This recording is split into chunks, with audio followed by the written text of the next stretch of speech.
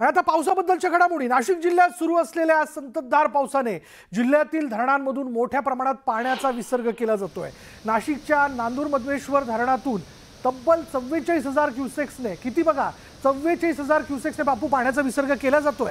नांदूर मधमेश्वर धरणाचे सगळेच दरवाजे उघडण्यात आले असून हे सगळं पाणी जायकवाडीच्या दिशेने जात आहे आणि त्यामुळे मराठवाड्यालाही मोठा दिलासा मिळणार आहे।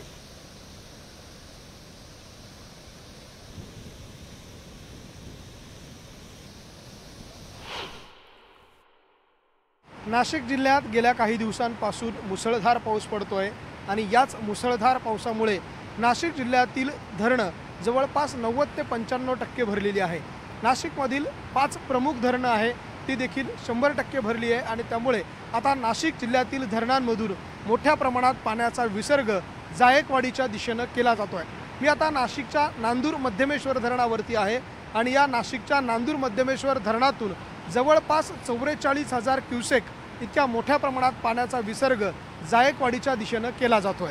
आपण ही दृश्य बघू शकतो। ही दृश्य आहे नाशिकच्या जायकवाडीच्या दिशेने झेपावणाऱ्या नांदूर मध्यमेश्वर धरणाची।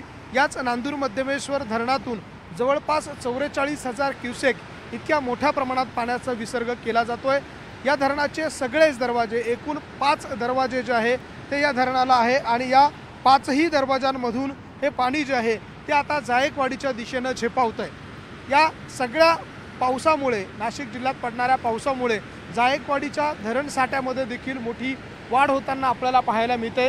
केवळ नाशिक जिल्ह्याचीच तहान भागली असं नाही आहे, तर या सगळ्या गेल्या आठवडाभरापासून, पंधरवड्यापासून नाशिक जिल्ह्यात जो मुसळधार पाऊस पडतोय त्या मुसळधार पावसामुळे जायकवाडीची देखील आता तहान भागणार आहे, मराठवाड्याची देखील तहान भागणार आहे आणि तेच पाणी आता अशा पद्धतीनं जायकवाडीच्या दिशेने झेपावतंय। आणि ज्या वेळेला 44,000 क्युसेक इतक्या मोठ्या प्रमाणात पाण्याचा विसर्ग या नांदूर मध्यमेश्वर धरणातून होतोय, त्यावेळेला या धरणातून बाहेर पडणाऱ्या पाण्याचं हे रौद्र रूप ते देखील आपण दृश्यांमध्ये बघू शकतो। कशा पद्धतीनं हे पाणी ज्या वेळेला बाहेर पडतं त्यावेळेला त्याचं रौद्र रूप कसं आहे हे देखील आपण दृश्यांमध्ये बघतोय। मोठ्या प्रमाणात हा पाण्याचा विसर्ग केला जातोय। या वर्षातल्या पावसाच्या पाण्यानंतर करण्यात आलेला जो विसर्ग आहे त्यापैकी आजचा विसर्ग जो आहे तो सर्वात मोठा विसर्ग आहे। तब्बल 44,000 क्युसेकचा विसर्ग जो आहे तो या धरणामध्ये केला जातोय। नाशिकच्या गंगापूर धरणातनं, दारणा धरणातनं जे पाणी विसर्ग केला जातो ते पाणी पुढे येऊन या नांदूर मध्यमेश्वर धरणाला येऊन मिळतं आणि याच नांदूर मध्यमेश्वर धरणातून हे पाणी पुढे जायकवाडीच्या दिशेने झेपावतं। एकूणच जर आपण बघितलं तर गेल्या 15 नाशिक जिल्ह्यामध्ये सुरू असलेल्या संततधार आणि मुसळधार पावसामुळे नाशिक जिल्ह्यातील धरणांमधून पाण्याचा विसर्ग आता हळूहळू वाढवला जातोय। व्हिडिओ जर्नलिस्ट हेमंत बागुलसह लक्ष्मण घाटोळ, न्यूज 18 लोकमत, नांदूर मध्यमेश्वर धरण, नाशिक। भाजप आमदार सुधीर मुनगंटीवार यांनी विधानसभेमध्ये ओयो हॉटेलचा मुद्दा मांडला। राज्यात ओयो हॉटेल्सची साखळी वाढते ही बाब चिंतेची आहे। गृहराज्यमंत्र्यांनी ओयो हॉटेलचा अभ्यास करावा। सुसंस्कृत राज्यात संस्कृतीचा ऱ्हास होतोय, त्यामुळे सरकारने याकडे लक्ष द्यावं अशी मागणी सुधीर मुनगंटीवार यांनी केली।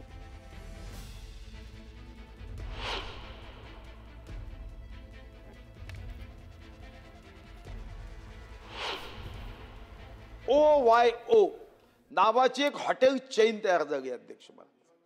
मी आता येताना बघितलं की शहराच्या 20-20 किलोमीटर दूर एका निर्जन ठिकाणी OYO, आणि मग मनात शंका आली की हे OYO हॉटेल चेन काय आहे। अध्यक्ष महाराज, ही अतिशय गंभीर बाब सरकारने लक्ष देण्याची आहे की या हॉटेलसाठी कोणत्याही ग्रामपंचायतची परवानगी घेतली जात नाही, कोणत्याही नगर परिषदची परवानगी घेतली जात नाही, कोणत्याही महानगरपालिकेची परवानगी घेतली जात नाही आणि या हॉटेलमध्ये 1 तासासाठी खोली भाड्याने दिल्या जाते। ही कशासाठी दिल्या जाते हा एक पोलीस विभागाच्या अभ्यासाचा विषय आहे। खरं तर संस्कृती रक्षकाचं सरकार आहे।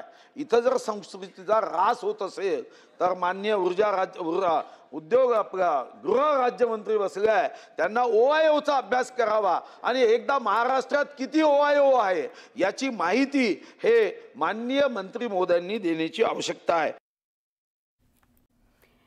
छत्रपती संभाजीनगर इथल्या विट्स हॉटेलच्या मुद्द्यावरून आज विधान परिषदेमध्ये गदारोळ झाला।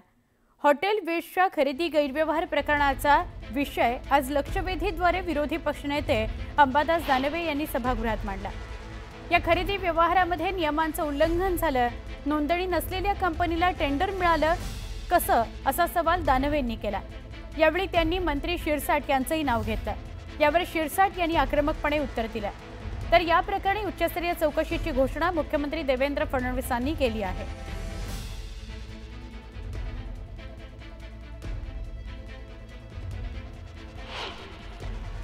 ही कंपनी 2024 ला हिचं रजिस्ट्रेशनचा अर्ज आहे। 2024 रजिस्टर आहे का नाही आहे मला माहिती नाही। माझ्या माहितीप्रमाणे कंपनीच नोंदणीकृत नाहीये एक, आणि कंपनी नोंदणीकृत नाही असली तर 2024 चा तिचा अर्ज माझ्याकडे आहे, आणि ती कंपनी 65 कोटी 75 कोटीसाठी टेंडर टाकते, आणि याच्यात अटी शर्तीमध्ये लिहिलेलं आहे की 3 वर्षाचं ITR पूर्णपणे असलं पाहिजे। आता मला सांगा, जर ही कंपनी 2024 ची रजिस्टर आहे, तीही रजिस्टर्डच नाही असं माझं मत आहे, तर मग 3 वर्षाचं ITR नसताना याचं टेंडर मंजूर कसं होतं? जी संस्था आहे, ज्याचे मालक आहे, त्या संस्थेचे त्यांचे वडील मंत्री आहे राज्याच्या मंत्रिमंडळात, सभागृहात त्यांचं माझ्याकडे इलेक्शनचा ॲफिडेव्हिट आहे, याच्यामध्ये 0 रुपये दाखवलेले मुख्यमंत्री महोदय, आणि तो 67 कोटीचा टेंडर कसा घेऊ शकतो हा माझा प्रश्न आहे। त्या ठिकाणी कोर्टाने आदेश दिलेले आहेत। हे या महसूल विभागाचं काम नाही, महसूल विभागाचा कर्मचारी त्या ठिकाणी त्यांना बोलता आलं।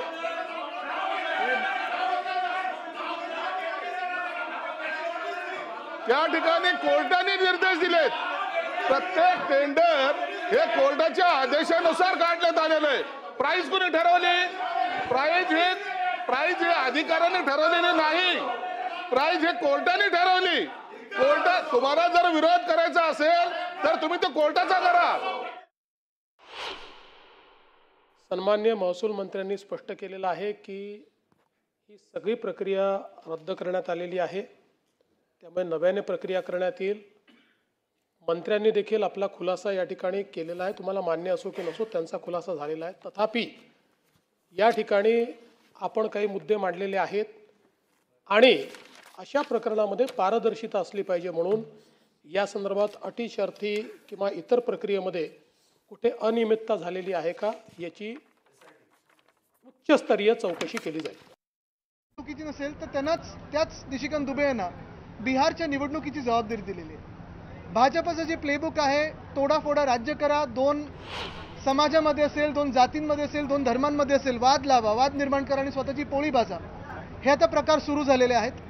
मराठी माणसांनी देखील, महाराष्ट्राने देखील, आणि प्रत्येक लोकांनी, मग बिहारचे पण जे लोक असतील त्यांनी पण हे पाहावं की हे भाजपवाले 2 समाजामध्ये कशा आगी लावतात, कसं खोटं बोलतात आणि निवडणूक जिंकायचा प्रयत्न करतात। हे आता स्पष्ट होत चाललेलं आहे की भाजपा बिहारमध्ये जिंकू शकत नाही।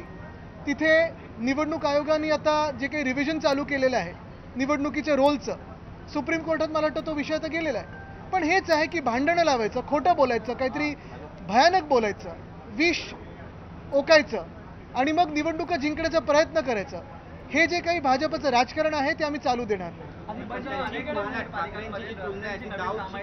कोणी केले? आता त्यांच्या पक्षात इक्बाल मिर्ची बरोबर ज्यांनी व्यवसाय केला ते त्यांच्या पक्षात आहेत, सलीम कुत्ता यांच्याबरोबर जे नाचले ते त्यांच्या पक्षात आहेत, आणि कदाचित दाऊद देखील त्यांच्याच पक्षात असतील, कारण पहलगामचे अतिरेकी गेले कुठे ह्याचं उत्तर मिळालं नाहीये। कदाचित भाजपमध्येच त्यांनी प्रवेश घेतला असेल आणि भाजप त्यांना कॅबिनेट मंत्री पण बनवू शकतं।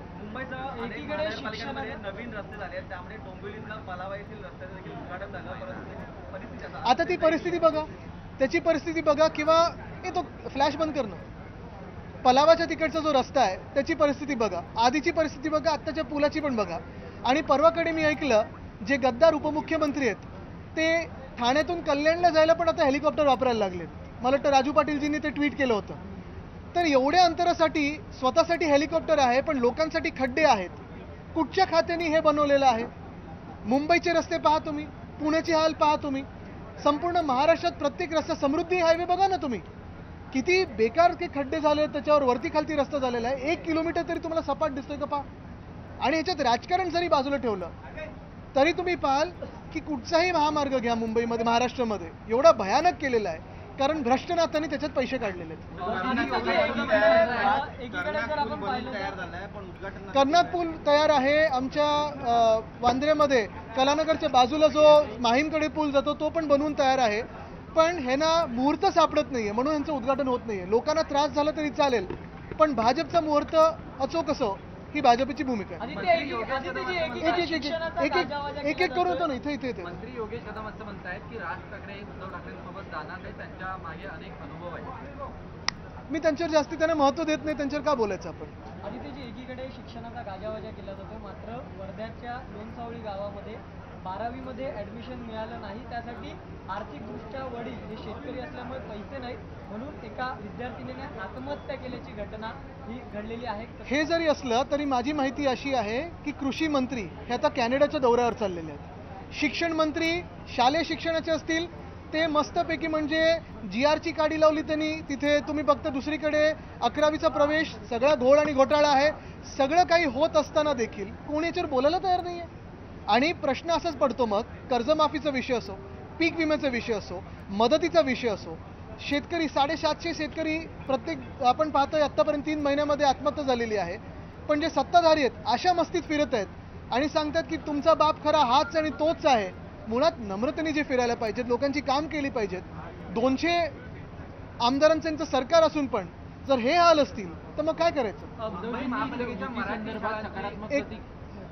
मुंबई महापालिकेच्या मराठी शाळांची अवस्था बिकट आहे. 1ली ते 7वी पर्यंत शिकवायला एकच शिक्षक आहे. त्यामुळे अनेक शिक्षकांचं असं म्हणणं आहे की गेल्या 3-4 वर्षात शिक्षक दिले जात नाही. आपण पाहिलं असेल मुंबई महानगरपालिकेमध्ये अनेक गोष्टी आम्ही ज्या सुरू केल्या होत्या. मग साधी गोष्ट म्हणजे BST बससाठी लहान मुलांना जे गणवेश घालून आहेत. आता तर मागच्या जे शालेय शिक्षण मंत्र्यांनी घोळ घातले गणवेशच अनेक ठिकाणी पोहोचला नाहीये. पण हात दाखवा बस थांबवा, त्याच्यात तुम्ही मोफत प्रवास करू शकत होतात. ॲस्ट्रॉनॉमीचे आम्ही जे काही सुरू केलं होतं, थोडं एक्सपोर्ट्ससाठी करत होतो. प्रत्येक भाषेसाठी तिथे आपण पाहताय मराठी मुंबई महानगरपालिकेत 8 भाषेमध्ये 3.25 लाख विद्यार्थी अनेक वर्ष शिकत आहेत. पण आता परत ह्या सरकारच्या दुर्लक्षामुळे तो दर्जा पडतोय की काय ही भीती वाटायला लागलेली आहे. एक मिनिट हे घाटकोपर इथली एक शाळा होती ती डिलॅपिडेट कंडिशन मध्ये आहे म्हणून 3 वर्षांपूर्वी तिचं बांधकाम करायला घेतलं. आज ती नवी शाळा तयार आहे परंतु विद्यार्थ्यांना 1.5 किलोमीटर लांबच्या शाळेत पाठवलं जात आहे हे सांगून की तुम्ही ज्या शाळेत आता बसता आहात ती शाळा डिलॅपिडेट कंडिशन मध्ये आहे. मुलं 3 वर्ष आणि पुढचं पाऊल हे करतील की ती शाळा प्रायव्हेटाईज करतील. म्हणूनच आज पालकांनी आणि विद्यार्थ्यांनी बेंच उचलून नवीन शाळेमध्ये नेऊन ठेवले आणि आता ते नवीन शाळेतच बसणार असा त्यांचा आग्रह आहे. परंतु त्यांनी मुंबई महानगरपालिकेच्या शाळेमध्ये घुसून हा सगळा प्रकार केलेला असल्यामुळे त्यांच्यावर कारवाई होण्याची सुद्धा शक्यता आहे. आपली काय भूमिका. कारवाई जर त्यांच्यावर झाली तर हे सगळे बेंच घेऊन आम्ही मुंबई महानगरपालिकेच्या आयुक्ताच्या ऑफिसमध्ये बसू. कारण दुर्दैव हेच आणि मी हेच सांगतो सतत की एखादी पिढी घडवायची असेल आपल्याला तर शाळेंवर जास्तीत जास्त लक्ष केंद्रित करणं गरजेचं आहे. काही